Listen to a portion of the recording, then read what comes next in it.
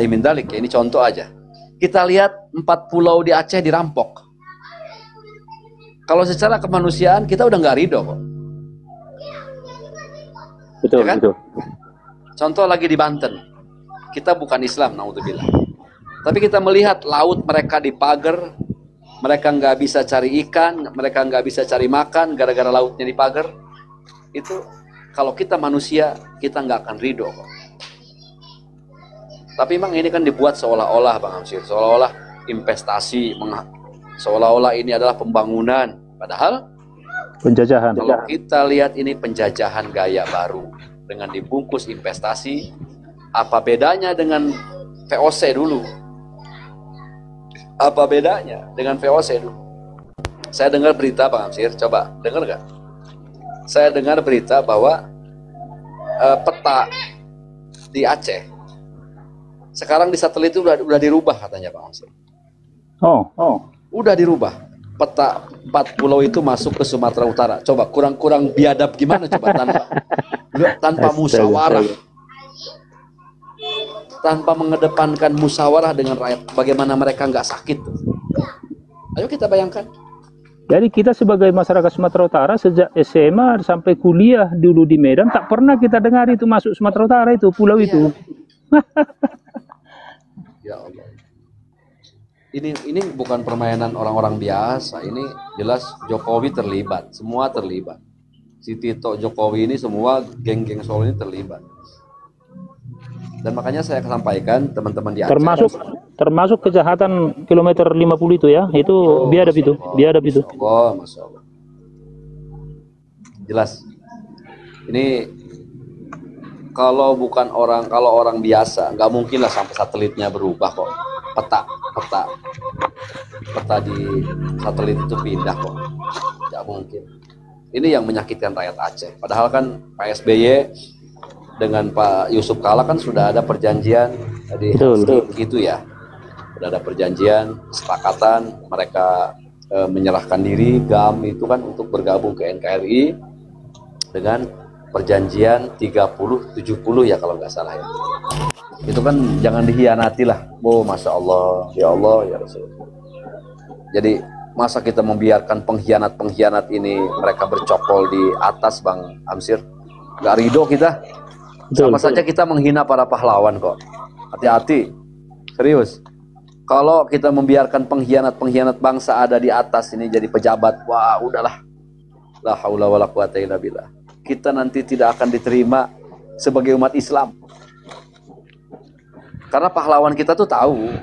Karena yang membiarkan kejahatan itu lebih banyak dosanya kalau agama saya, Bang. Ya, sama dengan setuju ya. Ketika dia melihat ada kejahatan lalu dibiarkan lebih banyak, lebih besar dosanya. Ya. Jadi makanya kita nih alhamdulillah adanya media sosial Bang Amsir ya. Walaupun saya di Gunung Karang ini. Siap. Kita bisa silaturahmi, kita terus bisa menyampaikan sedikit apa yang sudah kita saksikan sama-sama, apa yang sudah viral. Kita nggak ada yang ngarang-ngarang, nggak ada. Karena kalau kita bernarasi di depan publik, kita ngarang, pertanggungjawabannya gimana nanti bukan hanya di dunia, akhirat aja kita ngeri. Apalagi saya kadang sering bicara itu dengan saya pertanggungjawabkan secara perdata atau pidana. Saya pertanggungjawabkan karena memang kita melihat yang viral kok. Kita hanya menyebarkan berita sesuai undang-undang yang ada itu, dan itu bukan berita-berita hoak. Itu berita-berita yang valid, yang memang saya nih ya, termasuk orang yang memang ilmu sedikit lah, ilmu politik nggak ada, ilmu tata negara nggak ada. Ya kita ikut orang-orang yang pinter gitu. Iya. Ikut mereka-mereka yang ahli, Pak Anies, Rashid Baswedan, jelas ilmu pinter, orang cerdas tuh. Kita ikut daripada Dr. Ismon, ikut mereka tuh siapa? Dr. Roy Suryo, orang-orang pinter. Jadi pemahaman apapun yang kita sampaikan, kita punya rujukan, punya tanggung jawab, tidak ngarang-ngarang. Menurut saya bahaya itu bahaya itu, itu bahaya. Jadi seolah-olah kita disematkan kepada orang-orang yang sudah sudah apa nah disebutnya mustahid. Mustahid itu bisa memfatwakan. Kan bahaya tuh. Apalagi kalau saya kaidah kembali kepada agama ini, saya setiap pemahaman yang saya sampaikan, saya ada guru yang bertanggung jawab, dan saya pernah langsung berhadapan talaki dari ilmu-ilmu yang saya sampaikan kepada teman-teman saya yang ada di media sosial. Ya walaupun media sosial begini tetap tanggung jawab Bang Amsyid. Ya, ya betul. Tetap kita punya tanggung jawab. Jadi alhamdulillah Allah memberikan media sosial ini untuk mencerdaskan rakyat Indonesia. Itu kan? Amin. Ini wasilahnya. Dengan ada media sosial, kita bisa langsung mendengar berita-berita siapa mereka yang jujur, siapa mereka yang bohong. Siapa mereka pejuang, siapa mereka pecundang. Semua dibongkar dengan wasilah media sosial. Wasilahnya, ya, hakikatnya Allah yang memberikan kita informasi ya. Sebetulnya Allah. Hakikatnya itu Allah ya. Nah tinggal kita pakai akal sehat kita, gunakan akal sehat kita agar ini menjadi pelajaran, menjadi ilmu yang bermanfaat untuk memperbaiki ke depan akan lebih baik. Ada barisan sakit hati katanya tuh. Tapi kalau suruh naik itu nggak akan berani Bang Amsyid. Iya betul, nggak akan berani itu. Nggak akan berani. Mohon maaf, kadang-kadang jangankan bicara tentang ketuhanan, bahasa tentang negara, kita bicara ketuhanan saja, bahas Pancasila itu nggak ada yang berani itu, nggak ada yang berani. Biasanya kalau ada bilang sakit hati, hatinya sudah duluan busuk itu, Pak Ustadz. Ya. Ya Allah, tapi itu saudara kita juga kok. Yang kata mereka emang katanya robot, tapi saya yakin ini ada yang pengendalinya juga kan, robot ada pengendalinya ya. Pasti kalau memang manusia yang berakal, masa sih nggak lihat sih?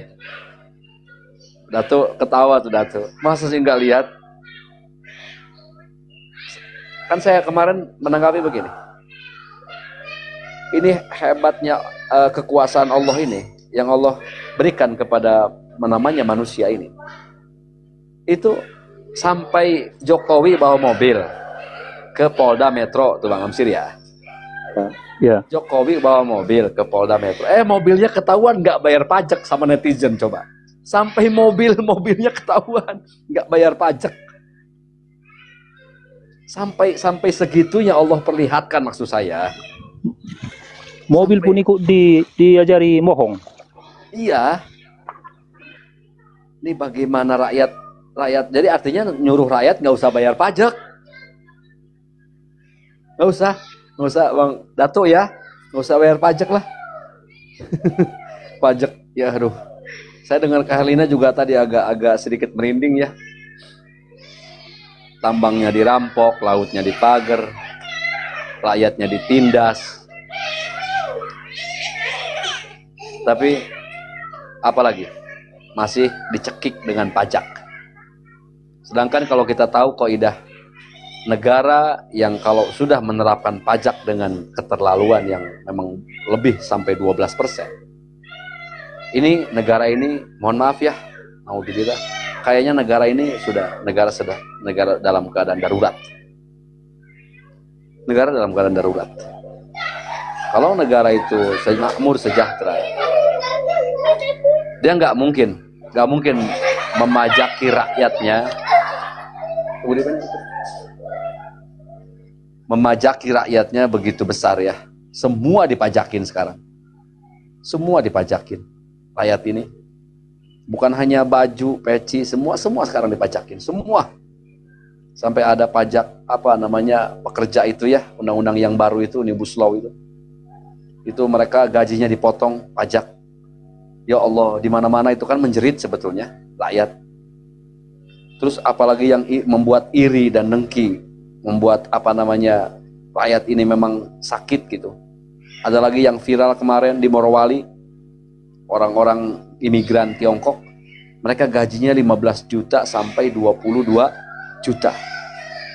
Rakyat kita kerjanya sama, gajinya cuma 2.700.000 Bang Amsyid. Ya Allah, kan sakit itu. Orang-orang kita mau sholat aja susah. Orang-orang Tiongkok, mereka tinggal di rumah-rumah baik, mereka disiapkan semua fasilitas yang baik, gajinya tinggi. Ini di mana keadilan kita, Bang Hamsir? Coba. La ilaha illallah. Itu saudara kita kok. Saudara kita. Tambah dengan berita kemarin kan baru kita dengar ada yang demo untuk mengusut korupsi di PT Pupuk Indonesia itu ya. Besar juga itu. Insya Allah.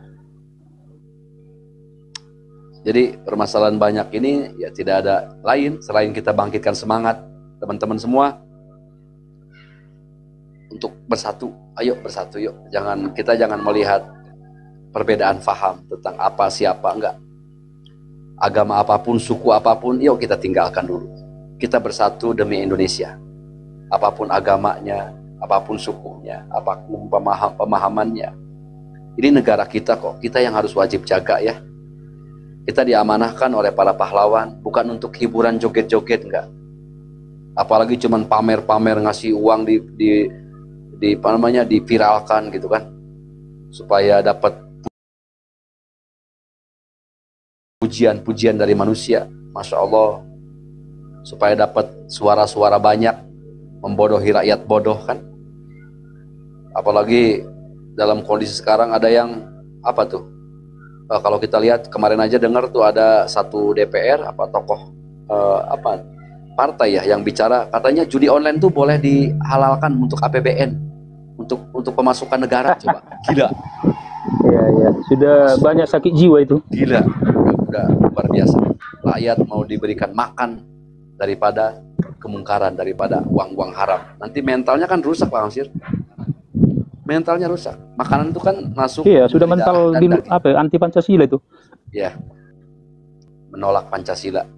Secara tidak langsung, dia yang berkata Pancasilais, tapi mereka-merekalah yang mengkhianati Pancasila. Jadi kalau kita mau lihat